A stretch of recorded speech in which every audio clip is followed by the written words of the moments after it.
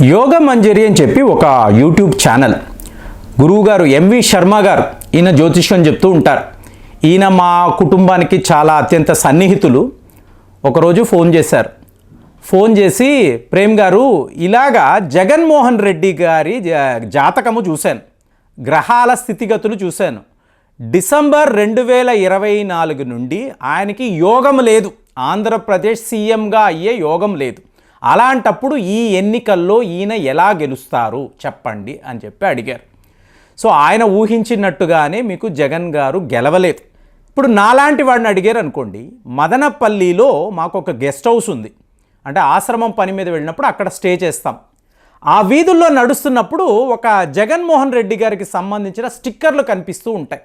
So మిత్రుల్ని ఏంటండి ఈ స్టిక్కర్లు అంటే ఆయనకి సపోర్ట్గా ఉన్నవాళ్ళు.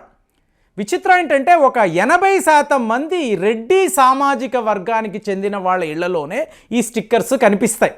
మరి తక్కిన వాళ్ళు అంటే తక్కిన వాళ్ళు సపోర్ట్ చేస్తారా చెయ్యరా మాకు తెలియదు అని చెప్పి ఫ్రెండ్స్ చెప్తూ ఉంటారు. విచిత్రంగా ఉంటుంది. ఎందుకంటే 2019లో మీరు ఎన్నికల్లో గెలిచినప్పుడు ఒక మతపరమైన ఎలక్షన్స్ అనుకోండి, మీరు ఒక క్రైస్తవులు మాత్రమే మీకు ఓట్లు వేస్తే మీరు గెలుస్తారా? హిందువులు వేశారు, రెడ్డిలు మాత్రమే కాదు కదండి, కమ్మ వాళ్ళు, బ్రాహ్మలు, క్షత్రియులు, వైశ్యాసు, దళితులు అందరూ కూడా మీకు ఓట్లు వేయడంతోనే ఇంత మెజారిటీలో మీరు గెలిచారు కదా. మరి ఈ ఎలక్షన్స్లో వీళ్ళందరూ ఏమైపోయారు? వీళ్ళ ఇళ్ల ముందు ఈ స్టిక్కర్ ఎందుకు లేదు? ఇది నేను జనవరి నుంచి అబ్జర్వ్ చేసిన విషయం. ఇది కరెక్ట్ స్ట్రాటజీ కాదు.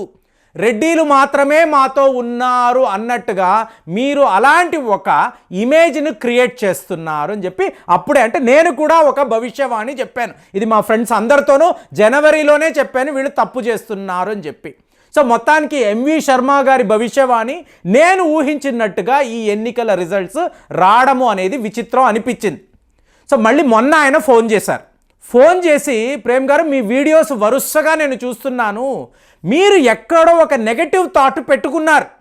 అంటే చంద్రబాబు నాయుడు గారు, ఈ నితీష్ కుమార్ గారు మోదీ గారిని బ్లాక్మెయిల్ చేయవచ్చు, మాకు ఆంధ్రప్రదేశ్కి స్పెషల్ స్టేటస్ ఇవ్వండి, స్పీకర్ పోస్ట్ ఇవ్వండి, ఇంపార్టెంట్ మినిస్ట్రల్ పోస్ట్ ఇవ్వండి అని చెప్పి వీళ్ళు ఆయన మీద ఒత్తిడి తీసుకువస్తారు. ఇలాగ జరగదండి. చంద్రబాబు నాయుడు గారు అలా చెయ్యరు. నితీష్ కుమార్ గారి గురించి నాకు తెలియదు, కానీ మీరు గత 10 ఏళ్ళు అతని చరిత్ర చెప్తున్నారు. అతను చాలా పెద్ద జంప్ జిలాని అని కూడా చెప్తున్నారు. కాబట్టి అతని గురించి తెలియదు. కానీ చంద్రబాబు నాయుడు గారు మాత్రము ఇలాగ ఈసారి చెయ్యరు. ఆయన గ్రహాలను కూడా నేను స్టడీ చేశాను. అంటే ఎన్టీ రామారావు కుటుంబానికి నేను అత్యంత సన్నిహితుడిని కాబట్టి వీళ్ళ కుటుంబ సభ్యుల జాతకాలంతా కూడా నా దగ్గర ఉంటాయి. అలా స్టడీ చేస్తే చంద్రబాబు నాయుడు గారు పూర్వములాగా ప్రస్తుతము ప్రవర్తించరు అని కూడా ఈయన ఇందులో మాట్లాడారు. అంటే దీనికి ఆధారాలు ఏమిటండి అంటే, మరి ఇప్పుడు నాలాంటి వాడు ఏం చేస్తాం, గత చరిత్ర చూస్తాం, ఫ్యూచరు చూస్తాము, అలాగే పాస్ట్ కూడా చూస్తాం. ఇప్పుడు నన్ను అడిగారు అనుకోండి, భారతదేశము నెక్స్ట్ 5 ఇయర్స్ ఏం చెయ్యబోతుంది, మీరు నేను నెక్స్ట్ 5 ఇయర్స్లో ఏం చెయ్యాలి, ఒక ప్రణాళిక ఉంది అనుకోండి, మన ఆలోచన విధానాలు మారిపోతాయి. అలాంటిది ఇంత పెద్ద దేశము, మన భవిష్యత్తు అంతా మన జీడిపి మీద, రెవెన్యూస్, ఎక్స్పోర్ట్స్ మీద ఉంది. దేశము బాగుంటే ప్రజలు బాగుంటారని గట్టిగా నమ్మే వ్యక్తి నేను. ఇవాళ పాకిస్తాన్లో ఒక కామన్ మ్యాన్ వెళ్ళి ఆత్మహత్య చేసుకొని చనిపోతున్నాడు. కారణాలు అడిగితే ఒక్క పూట రోటీ ఇవ్వడానికి కూడా నా దగ్గర డబ్బులు లేవండి, అలాంటిది నేను ఎలా బతకగలను, అందుకే కుటుంబ సమేతంగా వెళ్ళి మేము ఆ రావి నదిలో దూకేసామో అన్నప్పుడు దానికి ప్రాథమిక కారణం ఎవరు? ఆ ప్రభుత్వమే. కాబట్టి దేశము బాగుండాలి. అలాంటిది మీరు చూడండి, ఎంవి శర్మ గారు ఏం చెప్పారో అదే పద్ధతిలోనే చంద్రబాబు నాయుడు గారు ప్రవర్తించడం కూడా. మీకు 2014లో వీళ్ళు అధికారంలోకి వచ్చారండి, ఎన్డీఏ కూటమిలో ఉన్నారు.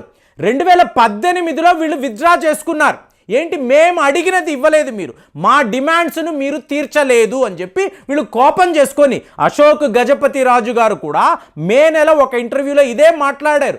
మేము ఆవేశపడ్డాము, ఇంపేషెంట్ అయిపోయాము, మేము అనుకున్నట్టు జరగలేదు కదా అని చెప్పి మేము విత్డ్రా అయ్యాము. దీనిని నేను తప్పు అని అనను, కానీ కొంచెము ఓపిక పట్టాల్సింది, లేకపోతే 2019లో జగన్మోహన్ రెడ్డి గారికి ఈ అవకాశము ఇచ్చేవాళ్ళము కాదు కదా అని చెప్పి ఆయన కూడా మాట్లాడారు. అంటే ఇంతకు ముందు జరిగిన మీరు చరిత్రను చూశారనుకోండి, వీళ్ళు ప్రెషర్ పాలిటిక్స్ ప్లే చేయవచ్చు. ఇది 2 ఏళ్లలో జరగచ్చు, 3 ఏళ్లలో జరగచ్చు. కాబట్టి మోదీ గారు దేశము జాగ్రత్తగా ఉండాలి. ఎందుకంటే ఏ ఒక్కళ్ళు ఇబ్బంది పెట్టినా దేశం యొక్క ప్రగతి పడిపోతుందండి. మీకు మనము దూసుకుపోతున్నాం, రెవెన్యూస్లో జీడిపిలో మనము టాప్ కంట్రీగా ఎదుగుతున్నాం. ఈ టైంలో లోకల్ పాలిటిక్స్ వల్ల మన దేశ భవిష్యత్తు దెబ్బతినకూడదు. ఇలా చూసినప్పుడు చంద్రబాబు నాయుడు గారిలో వచ్చిన ఈ మార్పు చాలా చాలా స్పష్టంగా కనిపిస్తుంది. ఇవాళ 71 మినిస్టర్స్ ఎన్డీఏ గ్రూపులో 60 మంది మీకు బీజేపీ మంత్రులే ఉన్నారు. 11 మంది మాత్రమే ఈ అలయన్స్ పార్టీస్కి సంబంధించిన క్యాండిడేట్స్ ఉన్నారు. 3 ఆంధ్రప్రదేశ్ నుంచి, రామ్మోహన్ నాయుడు అంటే ఎర్రం నాయుడు గారి కుమారుడు. సో ఇతను మీకు క్యాబినెట్ మినిస్టర్గా 36 ఏళ్ల వయసులో క్యాబినెట్ మినిస్టర్ అవ్వడం అనేది చాలా చాలా గొప్ప విషయం అండి. అలాగే మీరు చూసారంటే చంద్రశేఖర్ పెమ్మసాని, ఈయన ఒక డాక్టర్. సో ఈయన కూడా మినిస్టర్ ఆఫ్ స్టేట్గా ఎన్నిక అయ్యారు. ఒక డాక్టర్, ఈయన తెలుగు రాష్ట్రం నుంచి రిప్రజెంటేట్ చేయడము చాలా మంచి విషయం. అలాగే BJP candidate Srinivasa Varma, so ఈయన ఎక్కడ నర్సాపూర్ నుంచి ఈయన లోక్సభకు ఎన్నికయ్యారు. సో టోటల్గా 3. ఎక్కడా కూడా చంద్రబాబు నాయుడు గారి వైపు నుంచి పెద్ద పెద్ద డిమాండ్స్ ఏవీ లేవండి. మీరు ఎలా చెప్తే అలాగే, మోదీ గారు మీరు మా నాయకులు, మీ నిర్ణయాన్ని మేము ఒప్పుకుంటున్నాము, మీతోనే ఉంటాము, దేశాన్ని ముందుకు తీసుకువెళ్ళండి అని చెప్పి మీకు చంద్రబాబు నాయుడు ఓపెన్గా పబ్లిక్ చెప్పడము బాగా అనిపించింది. విచిత్రము ఏమిటి అంటే మీకు నితీష్ కుమార్ కూడా ఎటువంటి డిమాండ్స్ పెట్టలేదండి. ఇద్దరు వాళ్ళ పార్టీ నుంచి, అంటే బీహార్ నుంచి రిప్రజెంటేషన్, ఒక వ్యక్తి లలన్ సింగ్, ఈయనకి క్యాబినెట్ మినిస్ట్రీ ఇచ్చారు. అలాగే ఇంకొక వ్యక్తి రామ్నాథ్ ఠాకూర్ అంటారు, ఇతనికి మీకు స్టేట్ మినిస్టర్గా వీళ్ళు ఒక సీట్ ఇచ్చారు. అంతే తప్ప మాకు ఇదే కావాలి, ఇది ఇస్తేనే మేము మీతో పాటు ఉంటాము, లేకపోతే మేము వెనక్కి వెళ్ళిపోతాము, ఇలాంటి డిమాండ్స్ ఏవి కూడా చంద్రబాబు నాయుడు గారు టీడీపీ వైపు నుంచి, అలాగే నితీష్ కుమార్ గారు మీకు జనతాదళ్ యునైటెడ్ నుంచి మీకు చెయ్యలేదు అనేది కరెక్ట్గా ఎంవి శర్మ గారు ఏదైతే ప్రిడిక్ట్ చేశారో ఇవాళ వరకు, అంటే మీకు ఇదంతా కూడా ఫామ్ అయ్యి జస్ట్ సెకండ్ డేనేనండి. ఇంకా చాలా చాలా మనం చూడాల్సి ఉంది. భవిష్యత్తు అనేది ఉజ్వలంగా ఉండాలి, దేశము ఇంకా ప్రగతిని సాధించాలి. అలాంటి టైంలో ఈ రీజనల్ పార్టీస్ మీకు మోదీ గారితో ఉండడము, వాళ్ళకు ఉన్న ఒక స్ట్రాంగ్ మినిస్టర్స్ ఉన్నారండి, వాళ్ళందరినీ కూడా వీళ్ళు రిటైన్ చేశారు. ఇందులో మన జయశంకర్ మాస్టర్ గారి గురించి, నిర్మలా సీతారామ్, రాజ్నాథ్ సింగ్ గారు, అమిత్ షా లాంటి వాళ్ళు ఉండడం, వాళ్ళు యాజ్ ఇట్ ఈస్గా వీళ్ళు రిటైన్ చేశారు. అలా చూసినప్పుడు మీకు దేశాన్ని ముందుకు తీసుకువెళ్ళడానికి ఒక స్ట్రాంగ్ టీం ఉన్నట్టుగా మనకైతే అనిపిస్తుంది. ఇది ఇలా స్మూత్ రైడ్గా ఉండాలి అంటే, ఒక కేక్ వాక్లా ఉండాలి అంటే ఖచ్చితంగా ఈ రీజనల్ పార్టీస్ వాళ్ళకి సపోర్ట్గా ఉండాలి. ఉంటేనే ఒక సుస్థిర పాలన అనేది ఉంటుంది. మనము అనుకుంటున్న ఈ ప్రగతి, ఈ రిఫార్మేషన్ అనండి, అలాగే మీకు ఎకనామిక్ రిఫార్మ్స్ కూడా మనం చూడాలి. దీన్నంతా గమనించినప్పుడు ఖచ్చితంగా వీళ్ళ సపోర్ట్ అనేది మోదీ గారికి ఉండాలి. ఉన్నప్పుడు దేశం బాగుంటుంది. సో ఎంవి శర్మ గారి యొక్క ఈ భవిష్యవాణి, దీన్ని మీరు ఎలా చూస్తున్నారు?